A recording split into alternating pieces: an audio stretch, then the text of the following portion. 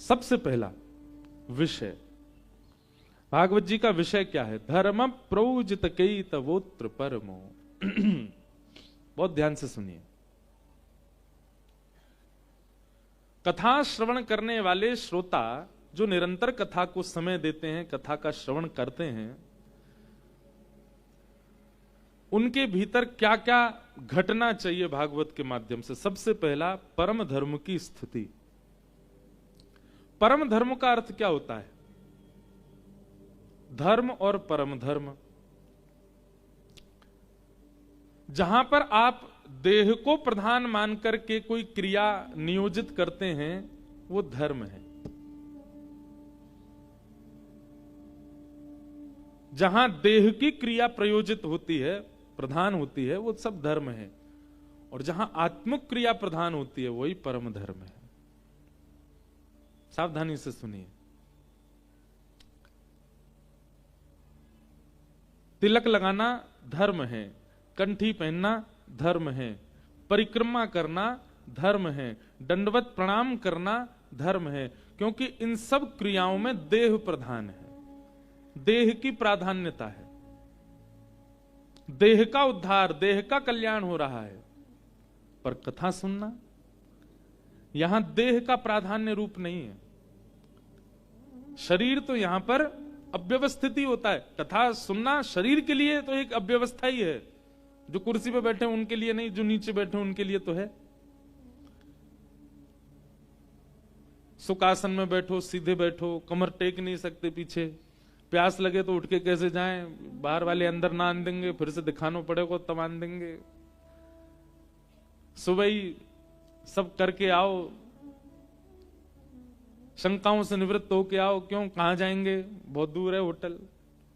देह की व्यवस्था अगर देखी जाए तो कथा में कई बार देह की व्यवस्था अव्यवस्थित होती है। फिर भी आप कथा में इतनी स्थिरता से कैसे बैठ लेते हैं? क्यों? क्योंकि यहां आप आत्म कल्याण, अपनी आत्मा को सुना रहे हैं। यही परम धर्म है। धर्म और परम धर्म में यही अंतर है। धर्म में देह प्राधान्य क्रिया होती है और परम धर्म में आत्म प्राधान्य क्रिया होती है। अब बताओ, ठाकुर जी की जो सेवा है वो देह प्राधान्य की आत्म प्राधान्य है? क्या है? आत्म प्राधान्य। तो फिर काय को उठाते हो ठाकुर जी को, बैठे रहने दो। काय को बनाते हो भोग, देह प्राधान्य थोड़ी आत्म प्राधान्य है। काय को श्रृंगार करते हो ठाकुर जी का, देह प्राधान्य थोड़ी आत्म प्राधान्य है।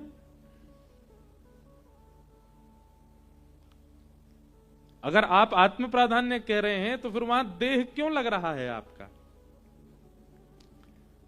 उत्तर आपका सही है, पर इसको और व्यवस्थित रूप से समझना है। क्या? सेवा है तो आत्म प्राधान्य, पर आत्मा का शरीर नहीं है, आत्मा का स्वरूप नहीं है, आत्मा क्रिया नहीं कर सकती। इसलिए आत्म प्राधान्य, आत्मा की प्रसन्नता की क्रिया शरीर करता है, आत्मा की आज्ञा शरीर मानता है, तब सेवा पूर्ण होती है। अगर आप केवल देह से नियम रूप से सेवा कर रहे हैं, वहां आत्म प्राधान्य भाव नहीं है, तो आपकी सेवा में आपसे दोष बनेगा। आपने देख लिया, आज ठाकुर जी को ऐसी पोशाक धरानी है तो केवल पोशाक धराते जा रहे हैं, बीच बीच में फोन भी देखते जा रहे हैं, बीच बीच में ये भी देखते जा रहे हैं, का एरो का भोजन में का बनो, नाश्ता में का बनो। इस प्रकार ये आत्म प्राधान्य सेवा नहीं हुई, ये देह प्राधान्य हो गई। आत्म प्राधान्य सेवा कैसी? कि आप सेवा में जब बैठे, उस समय कौन आगे चला गया आपको पता ही नहीं चला, किसने क्या कहा आपको पता ही नहीं चला, किसी ने फोन किया, फोन बजा, आपको पता ही नहीं चला। तब वो सेवा आत्म प्राधान्य होगी। वहां देह केवल क्रिया कर रहा है, पर सेवा वो आत्म प्राधान्य है। श्री हितरवंश महाप्रभु के चरित्र में एक लीला आती है। श्री हरिराम व्यास जी जब सब छोड़ करके ओरछा से वापस वृंदावन आ गए, तो वृंदावन आकर के श्री हरिराम व्यास जी उनको महादेव ने आज्ञा करी थी, बोले तुम अपने ज्ञान से क्या कर रहे हो, जाओ वृंदावन के रस का विस्तार करो।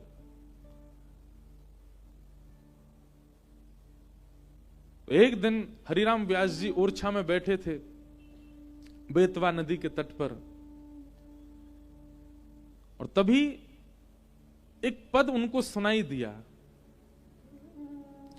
भोर में कोई पद गा रहे थे, हितहरिवंश महाप्रभु का पद, और वो पद सुनते ही हरिराम व्यास जी की चित्तवृत्ति ऐसी हो गई, दौड़ करके गए, बोले ये पद की रचना किसकी है?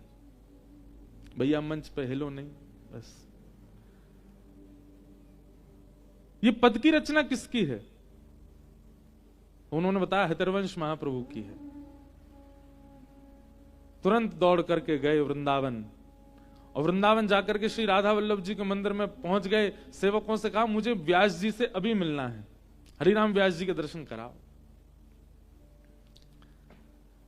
सेवकों ने आकर के कहा, बोले हरिराम हितहरिवंश महाप्रभु तो अभी प्रसाद सिद्ध कर रहे हैं ठाकुर जी का, रसोई में है।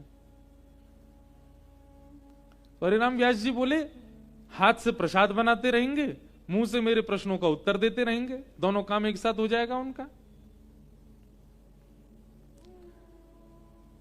किसी ने जाकर के महाप्रभु जी से कहा हरिराम व्यास जी आए हैं, आपके दर्शन करना चाहते हैं। हमने कहा कि आप अभी प्रसाद सिद्ध कर रहे हैं, तो बोले हाथ से प्रसाद बन जाएगा, मुख से मेरे प्रश्नों का उत्तर दे देंगे। हितहरिवंश महाप्रभु बोले उनको बुलाओ। रसोई में ही बुला दिया, बैठा दिया। हरिराम व्यास जी जैसे जाके बैठे तो महाप्रभु जी कुछ सिद्ध कर रहे थे प्रसादी, और जैसे हरिराम व्यास आए तो महाप्रभु जी ने तुरंत चूल्हा ठंडा कर दिया और सामग्री उठा के नीचे धर दी और ऊपर पत्तल पधरा दी, बाद में बनाएंगे सामग्री। बताइए व्यास जी आपका क्या संशय? हरिराम व्यास जी बोले मैं तो संशय का समाधान जानने आया था, पर मुझे तो लगता है मेरी उपस्थिति से और ज्यादा आपकी सेवा में विघ्न आ गया। आपने सेवा क्यों छोड़ दी? भगवान मैं चला जाता हूं, मेरा तो ऐसा भाव था कि आप प्रसाद भी सिद्ध कर देंगे, मेरे प्रश्न का उत्तर भी दे देंगे। तब हितहरिवंश महाप्रभु ने इस बात को प्रमाणित किया। वे क्या कहते हैं? आपको लगता है कि प्रसाद बनाना हाथ की क्रिया है, अपने स्वाद के लिए व्यक्ति जब बनाता है तब हाथ से बनाता है, पर ठाकुर जी के लिए जब सिद्ध करता है तब हृदय से बनाता है, तब चित्त से बनाता है, तब आत्मा से बनाता है। और क्षमा करें हरिराम व्यास जी, यदि आत्मा प्रसाद में लगी है, मन चित्त वृत्ति प्रसाद में लगी है, उस समय आपके संशय का समाधान कैसे कर सकता हूं? मन तो एक ही जगह रहेगा, तन की स्थिति है कि वो सब जगह भटक जाता है। मुख से एक काम हो जाएगा, हाथों से दूसरा काम हो जाएगा, पैरों से तीसरा काम हो जाएगा, कानों से चौथा काम हो जाएगा। हरिराम व्यास जी के उन प्रश्न, उन्होंने तो प्रश्न किया ही नहीं है अभी, केवल स्थिति से ही उनके सारे शंकाओं का समाधान होता जा रहा था। और महाप्रभु जी बोले देखो कितनी बड़ी विडंबना, इस आपकी प्रक्रिया से एक बात सिद्ध हो गई कि तन एक समय में कितने काम कर सकता है। ऐसा तन भगवत सेवा में कैसे लग पाएगा?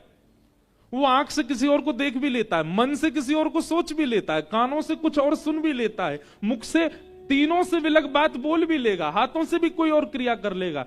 एक समय में 10 क्रिया करने की सामर्थ्य मन में है, 10 जगह भटकने वाला वह मन, वह तन भगवत सेवा कैसे करेगा? तन भगवत सेवा नहीं करता, आत्मा ही भगवत सेवा करती है, मन ही भगवत सेवा करता है। और जब तक मन, जब तक आत्मा, जब तक चित्त वृत्ति सेवा में नहीं जाएगी और आप केवल तन को प्राधान्य मान करके सेवा करेंगे, आप दोष कर रहे हो, आप गलत कर रहे हो। स्थिति कैसी होनी चाहिए? जब सेवा में लगे हैं। कई बार मैं भी सेवा में होता हूं ना लाल जी की में, तो कई बड़े परिचित लोग आते हैं, पारिवारिक लोग आते हैं, और उनको लगती है हमको काई गुना देख रहे हो, ये हमारी तरफ काई गुना देख रहे हो। कई लोग ऐसे परिचित भी हैं, कथा प्रेमी, वो भी आते हैं, लाल जी को नहीं देख रहे, वो ऐसी जगह आके खड़े होते हैं, हमको देखें, हमको देख के फिर बुलावें, हमसे कुछ बात करें। उस समय बड़ी विडंबना, दुविधा पड़ती है, कैसे करें? हम स्वयं कथा में कह रहे हैं कि सेवा में और क्या हुआ वह सब पता चल रहा है, तो यह भी एक अपराध है सेवा में। नहीं, लाला तो इतना प्रेमी है सेवा को। यशोदा मैया तो के मैया तो को दूध प्यारो की पूत। मैया बोली लाला मोह तो तू ही प्यारो है। अच्छा मैया तो मोह अपनी गोद में लेके दूध पिवाए दे। यशोदा मैया दूध पिवा रही हैं और दूध पी रहे हैं ठाकुर जी गोद में बैठ के, और यशोदा मैया ऐसे दही मथ रही हैं। और दधी मथते मथते दूध पिवा रही हैं। अब ठाकुर जी को वहां में रही है दिक्कत। ठाकुर जी बोले जे दही ज्यादा प्यारो लग रहा हो मैया, जी सबरे गौरस ज्यादा प्यारे लग रहे हैं, मैं दूध पी रहा हूं, मेरी तरफ ध्यान ना है। जैसे दूध कहीं औट रहे हो और निकर के बाहर आने लगो तो मैया लाला को दूर ऐसे पटक के चली गई समारवे दूध। ठाकुर जी बोले मेरी सेवा में विघ्न डारे वारो जो भी हो वा को छोड़ूंगा नहीं। तुरंत ठाकुर जी ने सबरे गौरस फोड़ दिए। वहीं दामोदर लीला प्रकट हुई भागवत जी में। क्या सिद्ध किया ठाकुर जी ने? बोले भैया मोकू अगर घर में पधरायो है तो जितनी देर मेरी सेवा में रहो, चित्त वृत्ति और कहीं नहीं जानी चाहिए, और कोई स्मृति और कोई ध्यान उस समय आपके रहना नहीं चाहिए। मेरे तो गिरधर ही गुणगान, मेरे तो गिरधर ही गुणगान, मेरे तो गिरधर ही गुणगान। गाओ मेरे तो गिरधर ही गुणगान, हे मेरे तो गिरधर ही गुणगान, मेरे तो गिरधर ही गुणगान। यह मूरत खेलत नैनन में, यह मूरत खेलत नैनन में। जो नहीं गावेगो वाकू बगल वाले की सौगंध है। ये पद यहाँ गाए जा रहे हैं, ये वही पद हैं जिनसे श्रीजी बाबा एक और बात याद आ गई मुंह को। कल हमारे एक पंडित जी हमसे बोले महाराज जी श्रीजी बाबा कौन है? श्रीनाथ जी में कोई बाबा है श्रीजी बाबा? मैंने कहा अरे श्रीनाथ जी को श्रीजी बाबा बोले। फिर मुझसे क्या बोले थोड़ी देर बाद, सुनो न, रुको। फिर मुझसे कहते महाराज जी कल आप यूं कह रहे थे कि कुम्मनदास जी पे आरसी नहीं थी, सो ठाकुर जी उनके सन्मुख बैठ करके तिलक स्वरूप करवाते थे। कौन सी गाड़ी थी कुम्मनदास जी की जिसकी आरसी नहीं थी?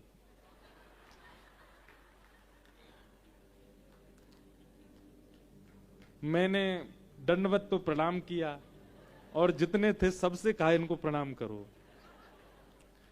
जो कह रहे कुम्मनदास जी पे ऐसी कौन सी गाड़ी थी जिसकी आरसी नहीं थी? अरे मैंने कि भैया शीशा देखे आरसी। तो फिर मुझको बाद में ये लगा, मैंने कि जब हमारे संग रहने वाले पंडित जी के इतने संशय हो सकते हैं तो आप सबके तो कितने होते होंगे।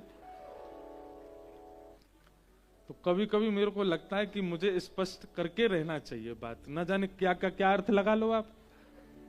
400 वर्ष पहले कुम्मनदास जी की गाड़ी की आरसी नहीं थी।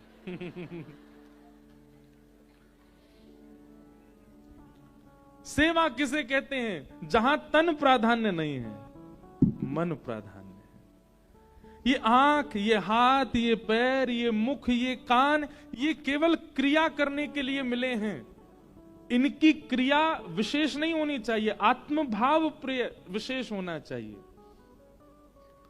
कृष्णदास कह रहे हैं मेरे तो गिरधर ही गुणगान, मेरे तो गिरधर ही गुणगान। सेवा करो तो उस समय कैसा भाव होना चाहिए? आहा, यह मूरत खेलत नैनन में, यह मूरत खेलत नैनन में, यह मूरत खेलत नैनन में, यह मूरत खेलत नैनन में। यही हृदय में ध्यान, यही हृदय में ध्यान, मेरे तो गिरधर ही गुणगान,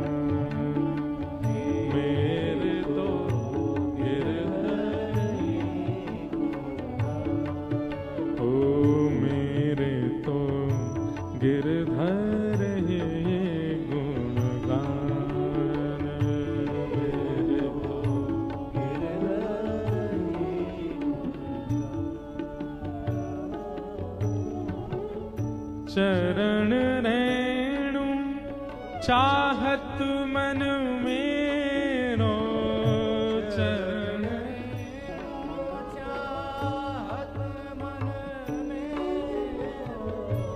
चरण रेणु चाहत मन मेरो,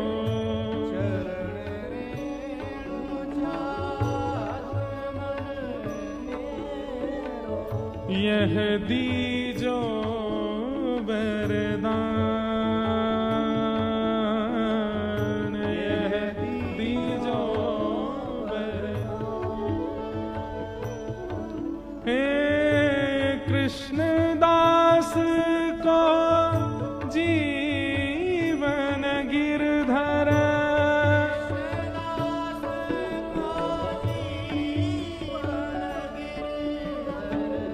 कृष्णदास को जीवन गिरधर,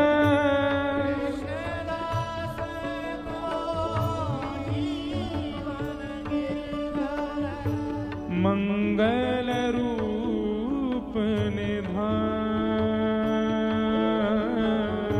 मंगल रूप मेरे तो गिरधर है गुणगान, मेरे तो गिरधर है गुणगान, ओ मेरे तो गिरधर है गुणगान, मेरे तो गिरधर है गुणगान। यह मूरत खेलत नैनन में, यह मूरत खेलत यही हृदय में ध्यान, यही हृदय में ध्यान, मेरे तो गिरधर है गुणगान, मेरे तो गिरधर है गुणगान, ओ मेरे तो गिरधर है गुणगान, मेरे तो गिरधर है गुणगान। हमारे अष्ट सखाओं ने जो गाया है ना, ये समस्त वेद वेदांत पुराणों के समस्त सार बात हैं और उनको भी खोल खोल के प्रस्तुत किया है। अब जिस विषय की हम चर्चा कर रहे हैं कि सेवा देह की नहीं है, देह से नहीं होती है, वो आत्म से होती है, वही बात यहां पर प्रस्तुत कर देते हैं श्री कृष्णदास। सेवा कर रहे हैं हम हाथ से, पर उसमें जब तक आपकी चित्तवृत्ति नहीं होगी, चित्तवृत्ति कैसे लगेगी कि आप सेवा तो कर रहे हो अपने ठाकुर जी की, पर उस समय ठाकुर जी आपको लीला करते हुए दिख रहे हैं। कोई भाव आपको ऐसा दिख रहा है, जैसे हमारे श्री जी बाबा ही बोले बारो, हमारे श्रीनाथ जी में बंटा भोग रखे जाते हैं ठाकुर जी के सन्मुख। उन बंटा भोगों में कई प्रकार की सामग्री रखी जाए। एक बार मैंने भी दर्शन किए तो वहां में एक मिश्री थी, वो ऐसी बिल्कुल गोल गोल गेंद जैसी मिश्री। मैंने पूछी, मैंने कि जी ऐसी मिश्री काई को है, गेंद जैसी मिश्री काई को है? तो मुझसे बोले जो सेवक थे, बोले लाला को बाल रूप है ना श्रीनाथ जी, तो लाला के सबरे दांत ना आए हैं, कभी कभी लाला की खुजार होवे, सो खुजरी होवे तो कहा करें, वही मिश्री ते अपनी खुजाले मुख को, अपने जो खुजरी होवे दांत ने करते समय वहां की खुजार में ऐसे ऐसे आय आय करके वो मिश्री खा ले ठाकुर जी, और वही से ठाकुर जी को सुख मिले।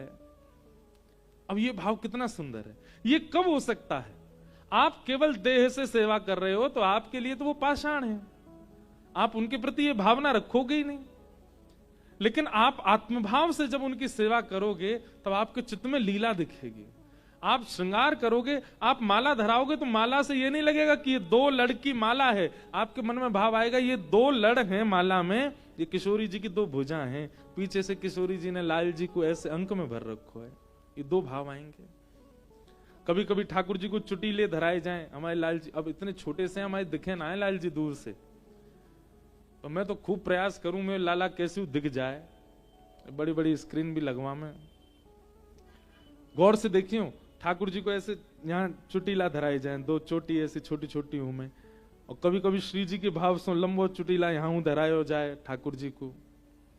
ये सब भाव लीलात्मक रूप से सेवा में होते हैं, केवल श्रृंगार नहीं होता है ठाकुर जी का कि ये पाग पहना दी, ऐसे बागा पहना दिए, ऐसे माला पहना दी, ऐसे कुंडल मकराकृत मत्स्याकृत पहना दिए, ऐसे नहीं होती है सेवा।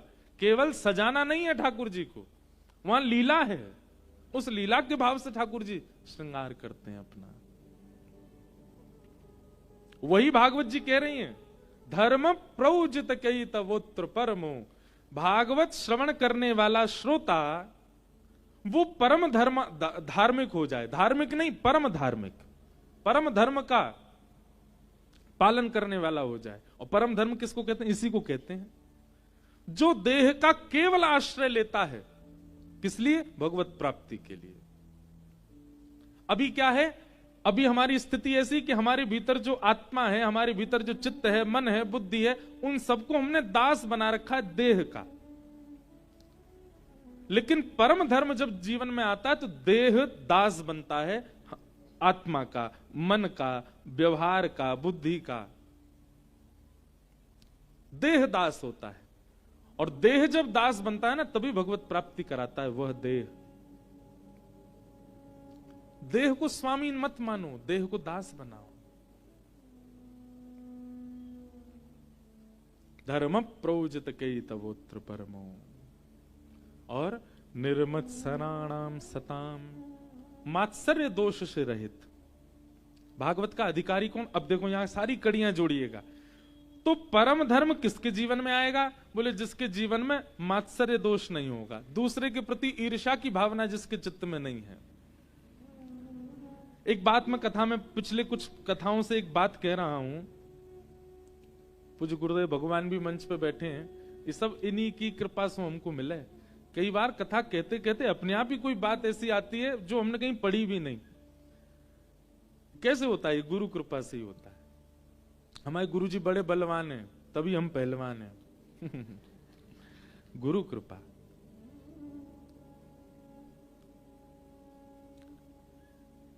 और वो बात क्या है? जितने भी दोष हैं एक मानव के भीतर प्रकट होने वाले, समस्त दोषों से युक्त व्यक्ति भगवत प्राप्ति कर सकता है।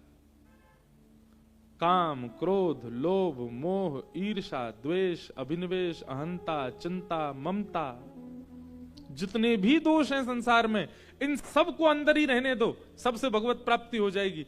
केवल एकमात्र एक दोष है ईर्ष्या। ये ईर्ष्या दोष यदि आपके चित्त में है तो भगवत प्राप्ति संभव नहीं। भगवान क्रोधियों को भी मिले हैं, भगवान लोभियों को भी मिले हैं, भगवान कामियों को भी मिले हैं, भगवान मोहियों को भी मिले हैं, लेकिन ईर्ष्यालु को मिले हों ये कहीं नहीं सुना गया आज तक। ईर्ष्यालु को ठाकुर जी नहीं मिले। भक्तमाल जी में भी कोई ऐसी कथा ढूंढ के लाओ, मिल जाए तो, जहां ईर्ष्यालु को भगवान मिले हो, नहीं मिल सकते। ईर्ष्यावान व्यक्ति को भगवत प्राप्ति नहीं होती। हां, ईर्ष्यावान व्यक्ति भगवत गुरु कृपा से ईर्ष्या दोष को नष्ट कर दे तो भगवत प्राप्ति संभव है। नहीं तो लोभी, मोही, कामुक हर व्यक्ति के दोष के साथ भगवान ने दर्शन दिया उसको, उसके दोष हैं तब भी दर्शन दे रहे हैं ठाकुर जी, लेकिन ईर्ष्यालु को नहीं। इसलिए हमारी आपसे एक हाथ जोड़ के प्रार्थना है, कोई भी दोष अंदर प्रकट हो जाए चिंता मत करिए, कोई बात नहीं, ठीक है। आपको क्रोध बहुत ज्यादा आ जाता है, रहने दो। आपको किसी वस्तु के प्रति लोभ की भावना, अच्छी बात, कोई बात नहीं, ठीक है।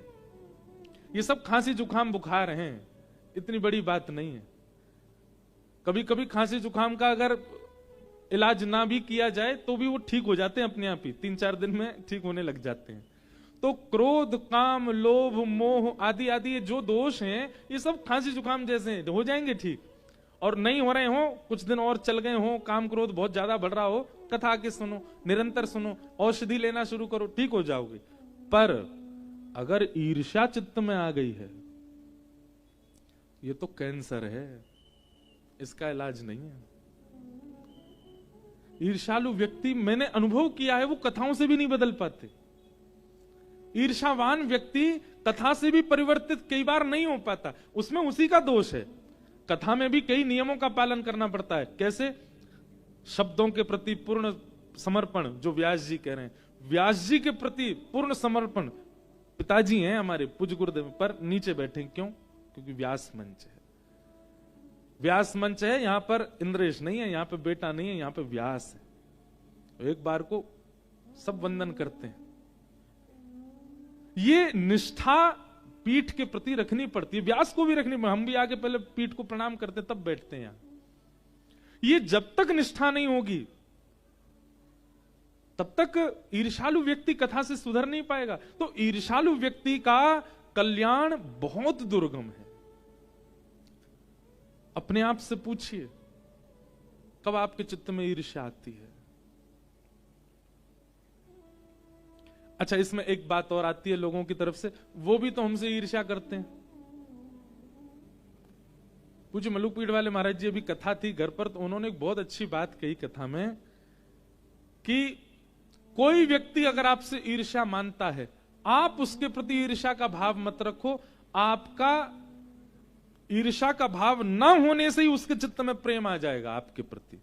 कहीं ना कहीं आप भी ईर्ष्या मानते हो, इसीलिए वह भी ईर्ष्या मानता है। ये आदान प्रदान है। अगर आप कहीं हमसे कहते हैं ना, महाराज जी वो हमसे ईर्ष्या कर रहे हैं, तो हमारी दृष्टि ये भी देख रही है, तो फिर आप भी तो करते हो, तभी हो रही है ईर्ष्या। आप में ईर्ष्या नहीं होती तो सामने वाला आपसे नहीं करता। इसलिए हमारी एक प्रार्थना है, एक भावना है, हम स्वयं के लिए भी यही प्रार्थना करते हैं लाल जी से कि लाल जी और कछु तो दियो मत, पर कभी कभी चित्त में ईर्ष्या नहीं आवे कोई के लिए भी। चाहे कोई कितना भी श्रेष्ठ, अच्छा ईर्ष्या भी श्रेष्ठों के प्रति आती है। अश्रेष्ठ जो होता है उसके प्रति ईर्ष्या होती कभी? कभी नहीं होती। जो बेचारा ना रूपवान है, ना शीलवान है, ना धनवान है, उससे कौन ईर्ष्या करता है? कोई नहीं। लेकिन जो श्रेष्ठ हो जाते हैं उनके प्रति ईर्ष्या आ जाती है, तो कहीं ना कहीं आप भी श्रेष्ठ बनना चाहते हो, इसीलिए तो ईर्ष्या हो रही है आपको। और श्रेष्ठ बनने का मतलब क्या है? कहीं ना कहीं संसार के ममत्व में आप फंसना चाहते हैं, इसीलिए तो आपको ईर्ष्या हो रही है। हमने अनुभव कर लिया, हमने पढ़ करके देख लिया, सबको मिल गए ठाकुर जी, ईर्ष्यालु को नहीं मिले। इसलिए ईर्ष्या मत लाओ चित्त में कभी भी। कोई अतिश्रेष्ठ भी दिखे ना, उसको देख करके भी। और देखिए सबसे बड़ी बात, कीर्तन, नाम जप, भगवत स्मरण, इनका सबसे उत्तम समय क्या है? लोग कहते हैं ब्रह्म मुहूर्त में करो। कीर्तन, नाम जप, इन सबका श्रेष्ठ समय क्या है? ब्रह्म मुहूर्त। कोई कहते हैं रात्रि सोते समय करो। मक्खी भी विशेष है। कहीं ना कहीं हमको गर्भगृह में जाने का अधिकार नहीं होगा। श्रीनाथ जी की ये महू घुसे आती होंगी, श्रीनाथ जी के बंटा भोग पे घूमे आती होंगी, उनके चरणन में डोले आती होंगी, वहां के इत्र को भी नेक सूंघ आती होंगी। श्रीनाथ जी बोले होंगे भाई मैं तो जाना आ रहा हूं कथा में, जाओ चरण छू के तुम ही जाओ, व्यास की नाक पर बैठ जाओ। तो तब से डोल रही हैं। पहले तो मन में यही आ रहा हो कि यार ये मक्खी क्यों नहीं हटाई आते। अभी अभी कहते कहते भाव आए, ओहो गर्भगृह में जा सके या कोई रोक टोक नहीं है। भीतरिया भारिया अपरस वपरस सब मानवन के काजे है। लोग अपने आप को कितना श्रेष्ठ मानते हैं। मानव जा सकते हो गर्भगृह में? हैं श्रीनाथ जी की चरण छू सकते हो? नहीं ये छू सके। जब हम दर्शन करने आते होंगे तो ये ठेंगा दिखाती होंगे, देख मैं तो जा रही हूं भीतर, मो कोई ना रोकेगो।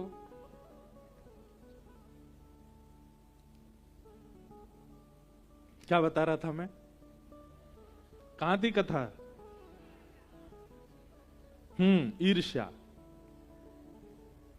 इसके प्रति भी नहीं हुई मुझे। अच्छा है।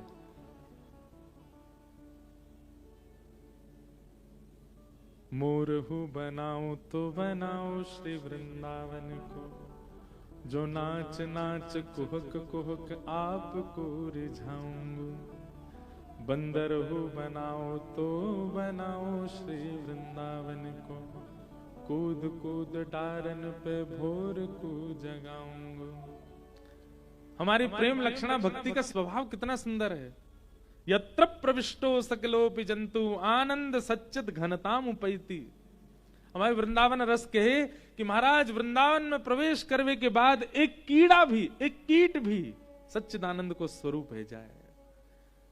इसलिए इनको अधिकार है, ये कहीं भी जा सकते हैं। तो निर्मत सराणाम सताम, मात्सर्य दोष यदि आपके चित्त में है ठाकुर जी नहीं मिलेंगे। और मात्सर्य दोष की दो ही औषधि हैं। क्या? सबसे पहला गुरु कृपा। आपके ईर्ष्या दोष पर ठाकुर जी नहीं रीझेंगे, बाकी सारे दोषों से भी ठाकुर जी मिल जाएंगे आपको। लेकिन ईर्ष्या दोष देखते ठाकुर जी कदम पीछे कर लें, जाते ना मिलना मुझे, ईर्ष्यावान है। ईर्ष्या दोष देखने के बाद भी अगर गुरु कृपा कर दे तो आपका कल्याण संभव है। कहीं ना कहीं जहां ठाकुर जी अपने हाथ पीछे कर ले, वहां गुरु कृपा से काम बन जाता है। ईर्ष्यालु व्यक्ति के ऊपर भी गुरु कृपा पहला प्रसाद, और दूसरा कथा के प्रति निष्ठा, सत्संग के प्रति निष्ठा।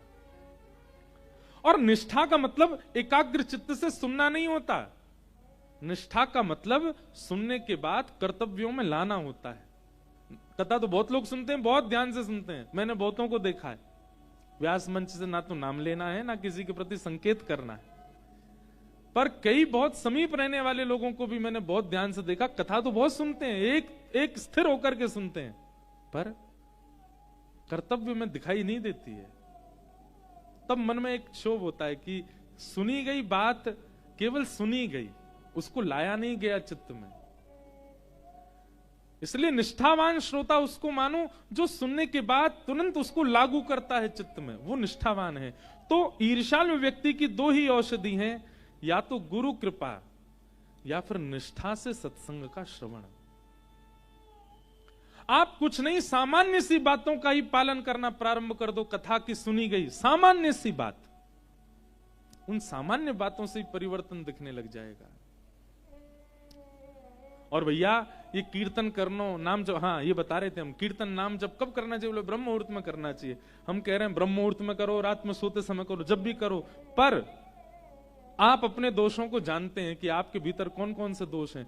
जब भी वह दोष प्रकट होता हो, जब भी वह दोष छलांग मारता हो चित्त में, तुरंत बैठ जाओ। जैसे किसी का रूप देखते ही आपको ईर्ष्या होती है।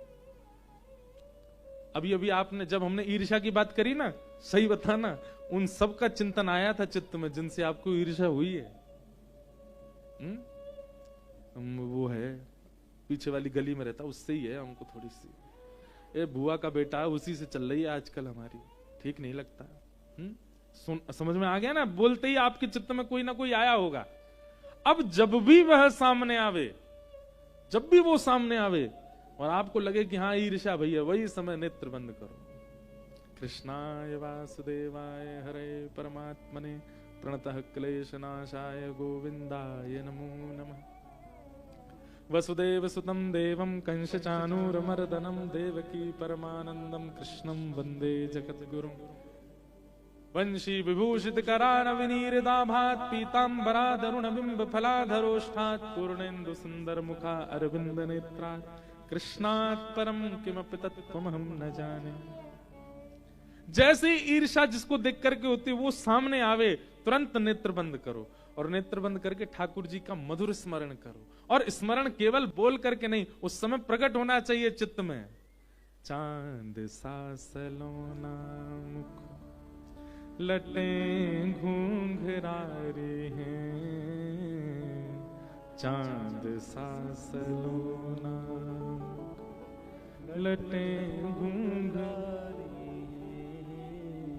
भौएं हैं कटीली आंखें तिरछी कटारे हैं, भौएं हैं कटीली। अब जिसके प्रति आपकी प्रतिस्पर्धा है वो सामने खड़ा है और आप नेत्रबंद करके ठाकुर जी के रूप माधुरी का दर्शन कर रहे हो या को चंदन सो महके वदन हो मेरा, या पे अटक गया मन हो मेरा, या पे अटक गया। आप मुझे याद करोगे उस दिन, जिस दिन जिसको देख के ईर्ष्या हो, नेत्र बंद करके इसी भाव का चिंतन करना।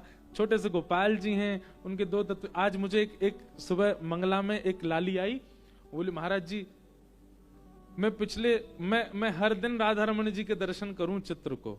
मैंने कहा अच्छा। महाराज जी पिछले 1 महीना से हम बड़े व्याकुल हते। मैंने कि क्यों? श्री राधा रमन जी के एक भी दतुइयां नहीं दिखी। राधा रमन जी के रोज दांत दिख जाते हैं, जब भी वो बहुत प्रसन्न होते हैं दांत दिखते हैं। बोले राधा रमन जी के पिछले 1 महीना से दांत ना दिखे। मैंने कहा अच्छा। पर महाराज जी जादना श्री लाल जी को उत्सव नाथ द्वारा प्रारंभ भयो ना, वादना लाल जी की दतुइयां दिख रही। श्री लाल जी प्रसन्न है रहे। अब मानवे को तो लोग मानेंगे, नहीं मानवे वाले यऊ ना मानेंगे। बोलो कुछ भी हो, अपने आप भी बात बना दी, अपने लाला को सब जगह प्रधान बता दें। बताओ राम जन्म को उत्सव भी 11 तारीख को भयो, राधा रमन जी की दतुइयां 11 तारीख को दिखी, इनके लाल जी को उत्सव भी 11 तारीख को प्रारंभ। सब ने जोड़ दें लाल जी थे। हम तो जोड़ेंगे, अच्छे जोड़ेंगे, मानो चाहे मत मानो। तो जिसको देख के ईर्ष्या का भाव आता है, ये सूत्र है। जिसको देख के क्रोध आता है, जिसको देख के काम प्रकट होता है, जिसको देख करके कुछ भी ऐसे भाव आते हैं, तुरंत नेत्र बंद कर। वनमाल गले सोहे मुरली अधर पे, वनमाल। चिंतन करो, वनमाला गले में पहन रखी है, अधर पे मुरली धारण कर रखी है, और पीत पट झोका खावे पतली कमर पे, पीत पट झोका खावे पतली।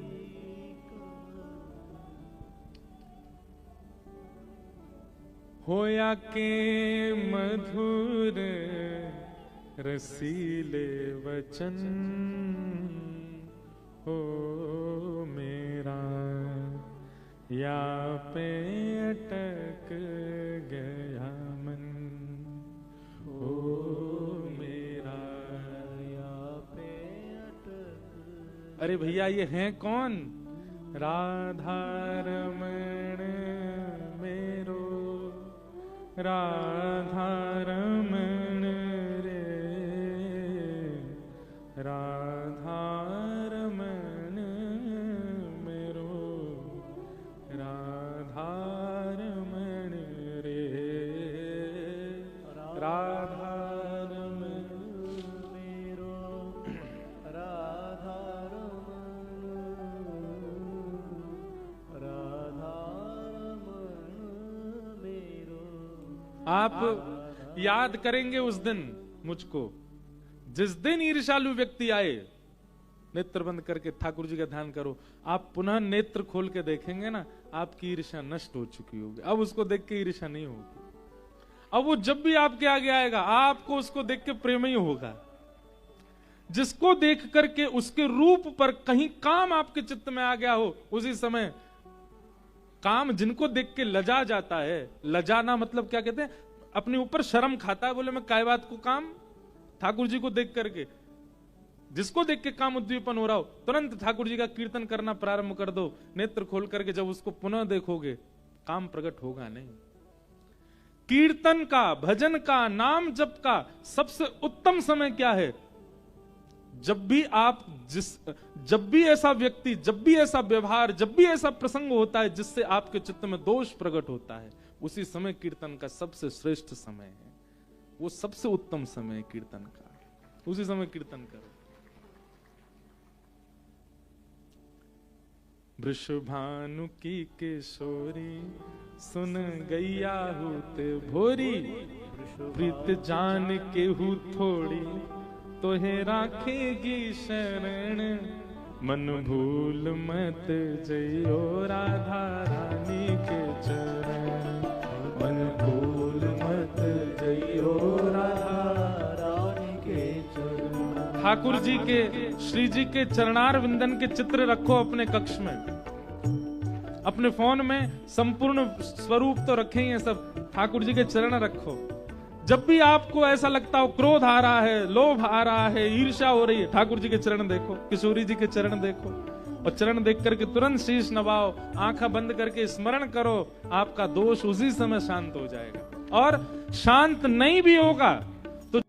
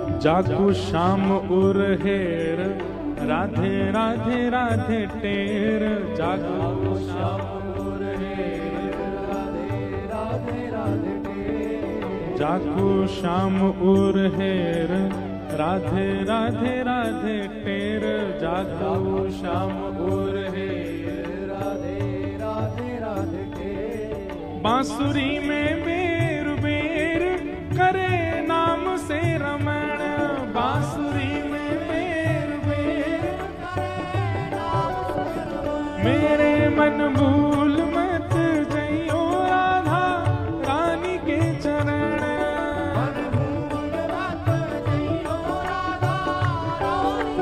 मेरे मन भूल मत जइयो श्यामा प्यारी के चरण।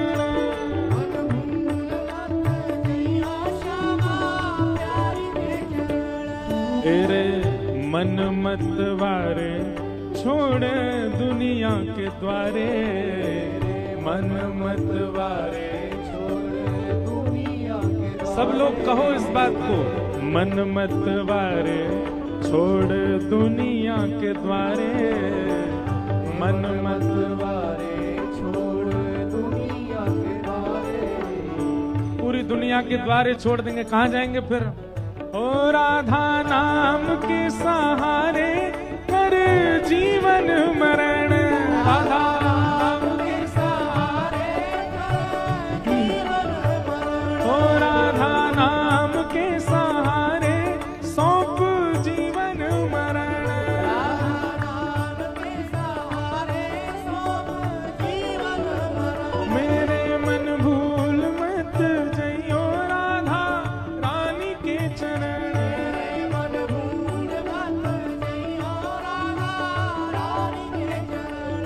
राधा रानी के चरण, श्यामा प्यारी के चरण, राधा रानी के चरण, श्यामा प्यारी के चरण, राधा रानी के चरण, श्यामा प्यारी के चरण, राधा रानी के चरण, श्यामा प्यारी के चरण। मेरे मन भूल मत जइयो श्यामा प्यारी के चरण, मन भूल मत जइयो श्यामा प्यारी के चरण, मेरे मन भूल मत जइयो राधा रानी के चरण, मन भूल मत जइयो श्यामा प्यारी के चरण।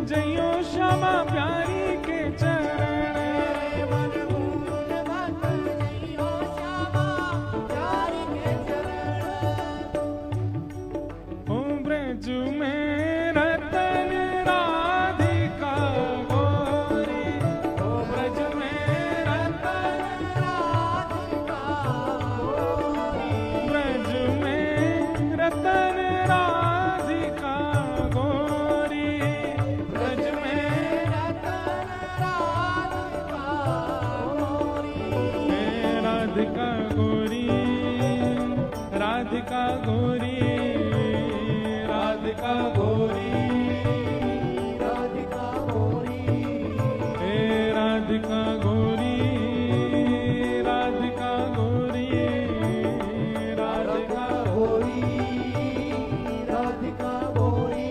ओ ब्रज में, हाँ ब्रज में, हे ब्रज में रतन राधिका गोरी, ओ ब्रज में रतन राधिका गोरी, ब्रज में रतन राधिका गोरी, ओ ब्रज में रतन राधिका गोरी।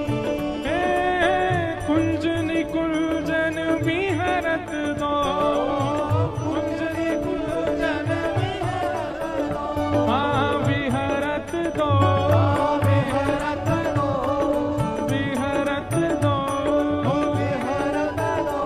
हे कुंज निकुंजन विहरत दो, कुंज निकुंजन विहरत दो। और यमुना जल खोरी,